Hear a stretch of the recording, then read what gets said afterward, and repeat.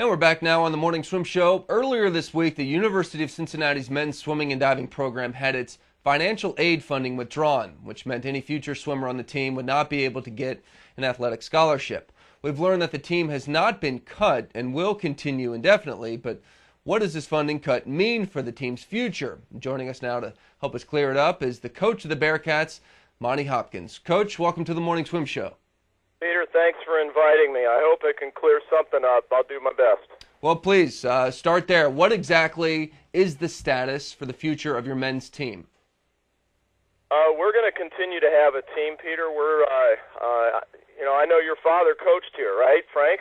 That's very true. And also Bob Grosseth at Northwestern coached here. So, I know we've got support out there, and what they've given to us, what they, being the administration, has given to us is the opportunity to continue as a swimming team. Now, that doesn't mean that we're going to be able to offer any new financial aid, but we haven't been able to for 2 years now. What it does mean is there's hope that we can continue to be competitive with men that come in on academic aid, and in the hope that we will sometime down the road be able to reverse that situation. So is the hope for the immediate future? I mean, obviously it's going to take more than academic aid to get top quality swimmers to your university. So has the school given you an option that if you can get, private money from boosters or alum, that they can help provide the financial aid? As I understand it, Peter, that's not an option right now. And that's kind of one of those things where, we've got, of course, budget issues, as everyone does, but we also have some the balance between the number of men and number of women. So as I understand it, we're still addressing that issue, and we're just basically going to be an unfunded team for now. Does that must concern you? I mean, that could lead to the program, becoming irrelevant and eventually evaporating. I mean, is there anything you can do, or do you have a plan to try and reverse that, or are you sort of at the mercy of time and just going to wait this thing out? Well, we're definitely not waiting this thing out. We do have a plan, and because I didn't know what questions I'd be addressing, I kind of didn't really know how to prepare. So forgive me for being a little bit off the cuff here.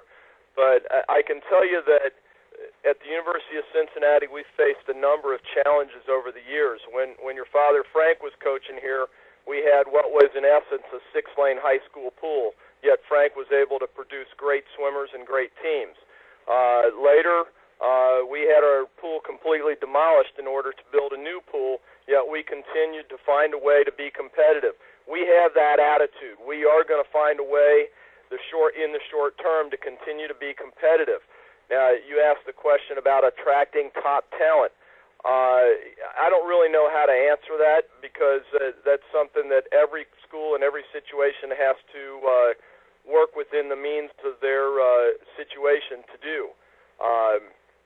What we are going to do, Peter, is initiate a number of different actions to try to appeal to our alumni, our supporters, and there's a number of things that I've thought of even recently when facing this situation that not just the University of Cincinnati, but every college coach should be doing right now. And I'll be honest with you, these are things that I should have done 20 years ago but didn't. And among them are to initiate a regular correspondence with alumni. The people that swam before want to know what's going on in the program. Some coaches write newsletters. The email, websites, wiki sites, the rest of those are great ways to keep in touch with your alumni. Ask them to get involved with you. I have learned in trying to develop my email mailings that I've probably only got about 10 or 15% of my alumni with active, viable contact information. So ask them to ask their teammates to reach back to the program and let us know where you are out there. I think your current athletes, whether you're a well-funded program or on the ropes like we are, need to write a letter to an alumni and invite them back to a meet, invite them to be involved with the team. And that's not an email or a text message. Write an actual letter. Try to stay in contact. The alumni need to understand that the coach and the swimmers can't do all of it alone. We need your help.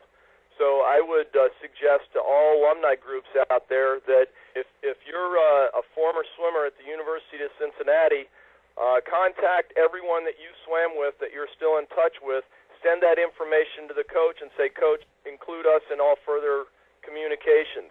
And, we're going to do those things. Obviously, we need to cover our short-term needs and start raising funds from that standpoint. We also need to look at the endowment process. Had we started an endowment, even if it were small, 20 years ago, we'd be in a better position now than by starting now. But we can't go back and redo that. All we can do is move forward. Coach, I know this is a tough thing for any program to go through. We've reported on several teams in the past on the same thing, but I'm glad to hear that you guys are going to fight through this. I know the program has been through a lot of adversity in the past, and it means a lot to me personally. So I wish you guys the best of luck, and if there's anything we can do to help on the show, you let us know. Well, just actually including me in this process is appreciated because hopefully the word's going to get out. Even if you're an alumni of a rival school and you're hearing what I'm saying, and I believe, Peter, that we may just be the first rock in an avalanche of this new approach of dealing with what are known as Olympic sports or non-revenue sports. And we're the first to have this approach, but I don't think we're the last. So as my 5-year-old son told me years and years ago, Dad, today is yesterday's tomorrow. The time is now to go out and reach out to your team and say, how can I help, Coach? I know that it's a difficult time. And believe me, we can't sit around and cry about our scholarships being cut when we're in a community, in a nation where jobs are being cut. That's not going to appeal to anybody. We just have to appeal to the opportunities given to these men, help them out, help them get their degrees, help them swim in college, and make this a positive experience it ought to be. Coach, thank you for coming on the show. We appreciate it. Thank you very much. We'll talk in the future. Bye now.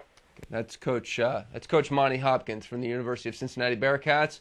We'll take one more quick break. When we come back, we'll talk to a diver who's preparing for his first appearance at the World Championships.